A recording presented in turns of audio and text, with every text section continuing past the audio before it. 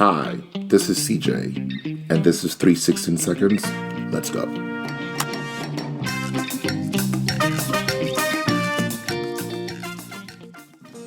There is a wild story in the book of Numbers that begins in the 22nd chapter.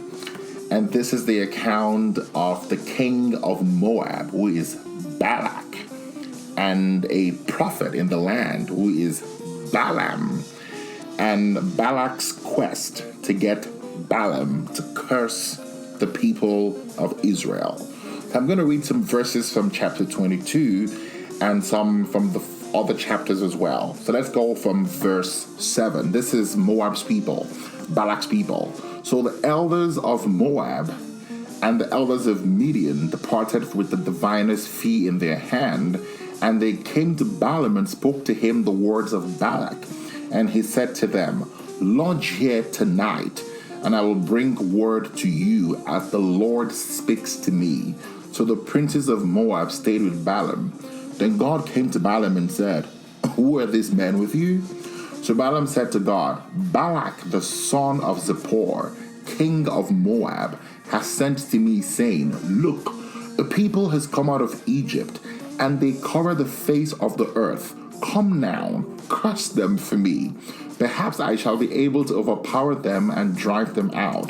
And God said to Balaam, "You shall not go with them. You shall not curse the people, for they are blessed." So Balaam rose in the morning and said to the princes of Balak, "Go back to your land, for the Lord has refused to give me permission to go with you." That was from verse 7 to verse 13. Now, in verse 13, we hear that God tells Balaam not to go with the princes of Moab, who the king of Moab had sent to him to bring him along to curse the people of Israel. Now, if you go on, so Balak sends another batch of princes. This time he sends more princes, and he sends people of higher honor.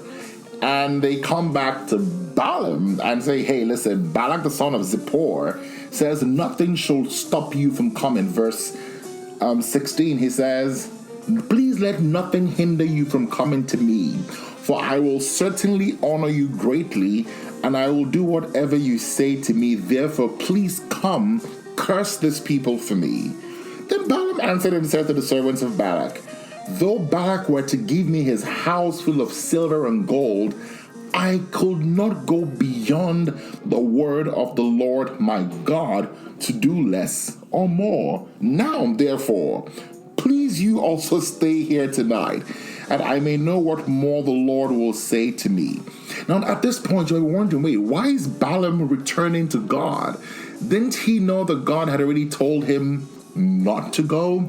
But when you read this story further, you realize that Balaam understands the importance of having an updated conversation with God. And that truly is the cornerstone of today's episode. You cannot rely on the past revelation to live your life today. So the same God who tells Balak in verse 13 to refuse to go with the people from the king of Balak tells him in verse 20, "If the men come to call you, rise and go with them, but only the word which I speak to you, that you shall do." 7 verses later, there is a brand new revelation. God has given his permission to Balaam to go with the people from Balak. But he tells him, when you get there, only do what I, God, tell you to do. Now, this story even gets a bit more interesting. In verse 22, it reads, "Then God's anger was aroused because he went." Remember, God told him he can go in verse 20. He goes in verse 21. And then God gets mad in verse 22 because he went. And so God sends an angel who stands in his way.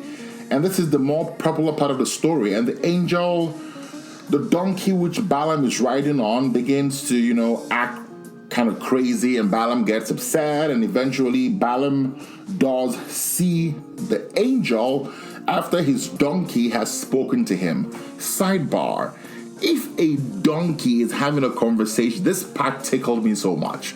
Balaam must have understood the ways of God, that when his donkey began to speak to him, Balaam was having a full-on conversation with his donkey.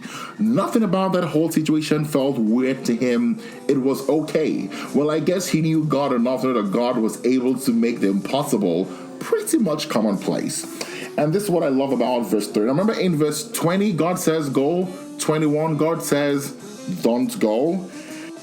In verse 31, now Balaam can see the angel. Then the Lord opened Balaam's eyes, and he saw the angel of the Lord standing in the way with his drawn sword in his hand. And he bowed his head and fell flat on his face. And the angel of the Lord said to him, "Why have you struck your donkey these 3 times?